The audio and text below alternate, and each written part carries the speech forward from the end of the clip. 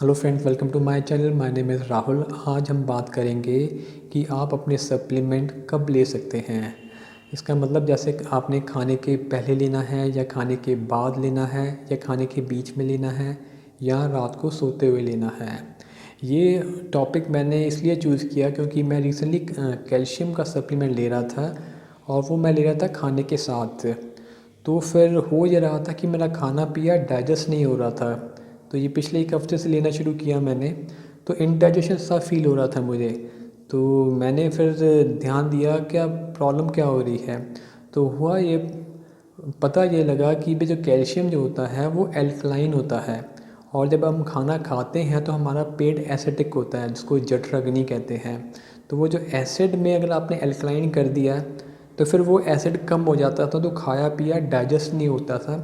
तो फिर उसकी वजह से मेरा जो भी मैं खाता था वो ब्लॉटिंग हो जाती थी, पेट फूल जाता था और इनडाइजेशन जैसा फ़ील होता था। तो ये बड़ा इंपॉर्टेंट टॉपिक है कि आपने कौन सा सप्लीमेंट कब लेना है। तो कैल्शियम सप्लीमेंट जो कैल्शियम कार्बोनेट हो गया, कैल्शियम सिट्रेट हो गया, कोई भी आप कैल्शियम का सप्लीमेंट लेते हैं तो खाने के बाद लीजिए, आधे एक डेढ़ घंटे के बाद। या सबसे बेस्ट है कि अगर आप लेते हैं रात को सोते हुए कैल्शियम सप्लीमेंट, आपको नींद भी बहुत अच्छी आती है।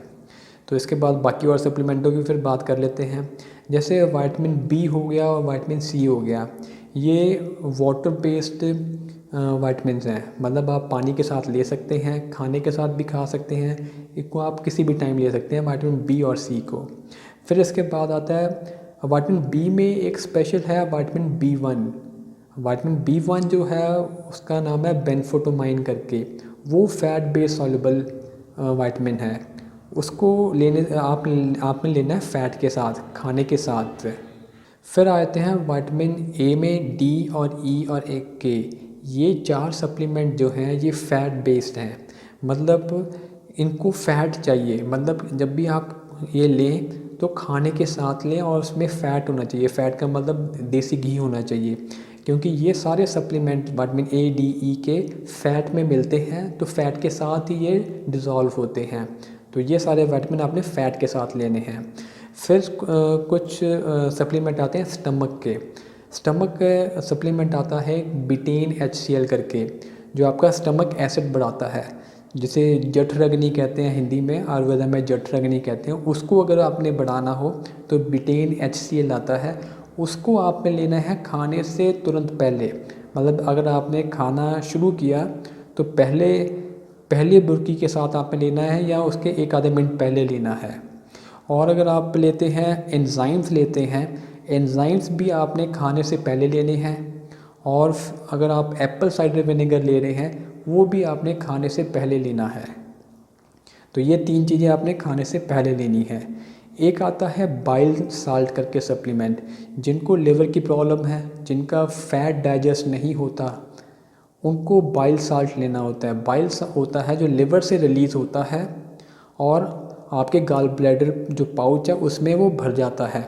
वो एक तरीके से डिटर्जेंट होता है, साबुन होता है एक तरीके से। जो भी आप फैट खाते हैं उसको एब्जॉर्ब करने के लिए ये बाइल चाहिए होता है। अगर आपकी बॉडी में ये बाइल नहीं है या लिवर से अगर बाइल नहीं आ रहा तो आपको ये सारे विटामिन एब्जॉर्ब नहीं होंगे। अगर आपको गॉल ब्लैडर में स्टोन है तब भी आपको बाइल का इशू है तो आपको बाइल का सप्लीमेंट लेना है। लेकिन ये सप्लीमेंट आपने खाने के बाद लेना है, क्योंकि बाइल जो होता है वो एल्कलाइन होता है। खाने के साथ लेंगे तो खाना खाते हुए वो उस वक्त पेट एसिडिक होता है। तो खाने के आधे एक डेढ़ घंटे के बाद आपने बाइल का सप्लीमेंट लेना है। फिर आते हैं ग्रीन सप्लीमेंट। ग्रीन में काफ़ी वेजिटेबल्स के सप्लीमेंट आते हैं या लोग इवन ग्रीन जूस बनाते हैं। वो भी आप किसी टाइम पे ले सकते हैं, लेकिन उसमें भी कुछ चीज़ें होती हैं जो फ़ैट सॉल्युबल होती है।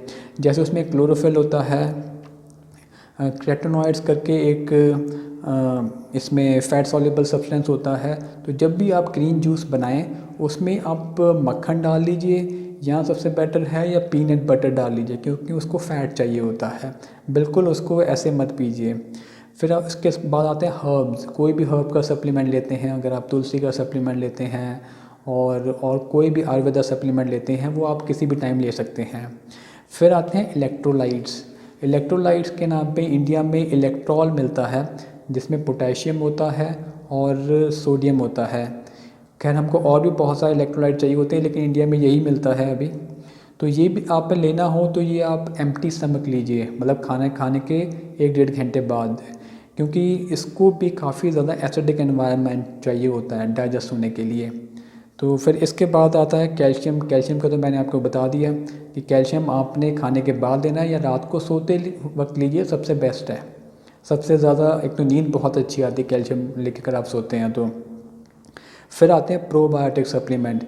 जितने भी प्रोबायोटिक सप्लीमेंट हैं ये भी आपको रात को सोते वक्त लीजिए, तो ये बहुत आपको फ़ायदा पहुंचाएगा। तो ये कुछ चीज़ें थी जो मैंने नोटिस करी, तो मैंने कहा उसके ऊपर एक वीडियो बना दें। तो इसके साथ आप करिए मेडिटेशन। जो मेडिटेशन मैं करता हूँ उसका मैं लिंक डिस्क्रिप्शन में डाल दूँगा, आप उसको चेक कर सकते हैं। तो आपको मेरा आज का टॉपिक कैसा लगा? अगर आपको अच्छा लगा तो लाइक करिए, शेयर करिए और सब्सक्राइब करिए। Thank you.